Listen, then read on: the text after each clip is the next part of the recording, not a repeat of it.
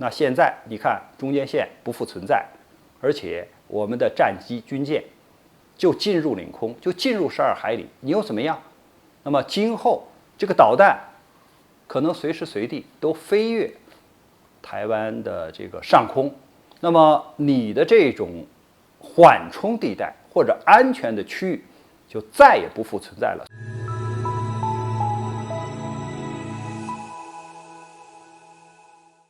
大家好，我是曹卫东。这次解放军东部战区围绕台海的这个军事演习呢，可以说把这个台湾当局或者台独分裂势力呢，推上了一个非常尴尬的境地。因为在这个解放军演习的同时或者是结束以后呢，这个台当局呢，特别是台军方说我们对这个解放军的演习是严密监控。但我们实际上呢，看到的是严密监视，就是它控不了比如说这次的演习我们选择了离台湾距离比较近的6个区域，包括了东西南北。那这么近的距离，这么多的区域，它是不是控制住了呢？因为你监控嘛，就监视控制嘛，你控制住了吗？没有，因为火箭军的导弹打了11枚。有些导弹是穿过台湾岛的上空的，它不是飞到大气层以外穿过去的，而大气层以内穿过去的。说明什么？说明解放军的这个导弹呢，是可以把台湾岛整个的区域全部覆盖掉的。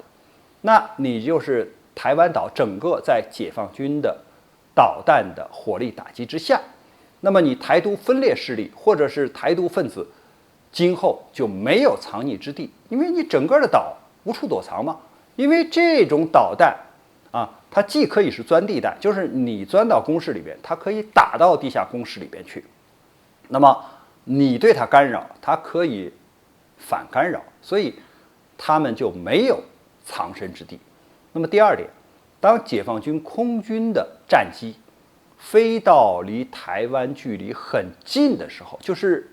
肉眼都可以看到岛上的这些山峰或者是主要的地标建筑的时候，那距离非常近。那要按照就是以往台湾当局的这个就是所谓画的中间线你过了中间线或者靠近它领空的时候，它会起飞飞机跟踪监视进行拦截的。它还有的时候给你这个无线电通信里边给你讲几句口号，还想对你进行驱离呢。这次你看，他不敢做出任何的反应，因为这次的演习是实兵实弹的。那么，如果你起来之后比如说按照常规，第一点是识别查证，你首先知道这是解放军的战机，因为无论是它的机型还是它上面的标识都非常清楚。那么你识别查证都到了肉眼可以看到的地方，你当然可以查证它是解放军的战机。那么按照惯例呢，就是进入这个领空的时候，或者往领空飞的时候那你都应该是跟踪监视那你没有看到这样的跟踪监视的行为，那么进入领空之后呢，你应该是驱离了。那么你有任何的战机在附近吗？你有这种驱离行动没有？你不敢做。所以你对解放军的这个战机，你怎么能够说是控了呢？你根本就没有控，所以你只能是监视看着。那我们再说，解放军的舰艇应该是12海里为领海线，12海里大约是20多公里。那肉眼能够看到对方，那么而且呢还能够看到就是海岸线上面在陆地上的一些比如重要的这个标识，重大的比较大一些的建筑或者标识，那这个距离很近了，那就不是12海里的问题，那可能12公里的问题了。在这么近的距离，解放军的军舰在这儿，你都不敢靠近，我们都看得清清楚楚，那个台湾的军舰就在附近，他都不敢靠近，早就在导弹射程之内了，早就在火炮射程之内了，你为什么不敢靠近呢？不战而屈人之兵你敢控吗？你没法控。陆军、海军、空军、火箭军4个军种的联合演习你看看台湾当局他这次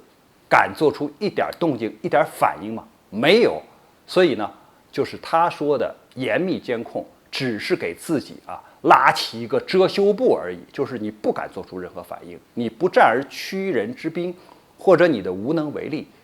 表现得淋漓尽致。那我们再看，当解放军的这个演习接近尾声或者是结束了以后，台湾当局做出什么反应呢？他组织了这个大口径的火炮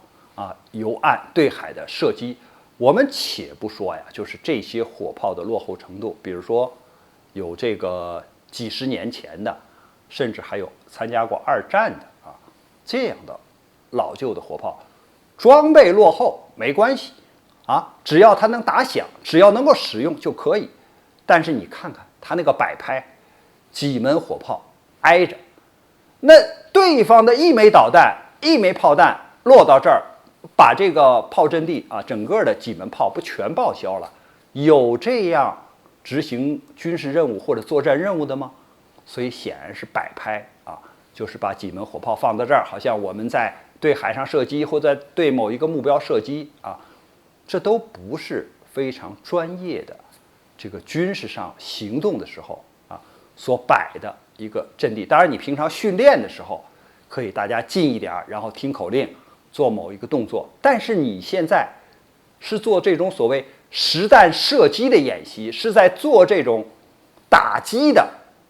军事的演习你就是这么一个水平，你就是这么一种方式，那这个武器装备落后不说，那你这种战法和样式也完全不对那这能够打赢吗？那这能够去打到对方，或者是说像蔡英文讲的那样，能形成一个刺猬吗？现在应该是兵力分散，火力集中你现在是兵力集中，火力分散，这打的是什么仗，或者是什么军事行动呢？所以我们看，通过解放军这次演习，是大大的压缩了台湾当局的这个安全的它的这种环境或者区域。因为过去他还自己认为有一道所谓中间线，那么为了不使台湾当局就是惊恐，或者是说台湾的民众恐慌，我们一般演习也好或者巡航也好，不过这个中间线。那现在你看中间线不复存在，而且我们的战机军舰就进入领空，就进入12海里，你又怎么样？那么今后这个导弹可能随时随地都飞越台湾的这个上空，那么你的这种缓冲地带或者安全的区域就再也不复存在了。所以我想这次解放军的演习既是震慑了就是台当局分裂势力，就是说你不要往红线上靠，解放军就是有能力来完成祖国的统一大业。中国政府或者是这个大陆的这个人民，他说话是算数的。那么再有一点，也是警告外国的分裂势力，就是外国想插手中国事务的这些组织人员中国人民是不好欺负的。两岸的统一是必然的趋势，不会因为一两个人的窜访就改变或者阻挠就是中国统一大业的这个滚滚的潮流。关于这个话题呢，我们今天就聊到这儿，感谢大家观看本节目，我们下期节目再见。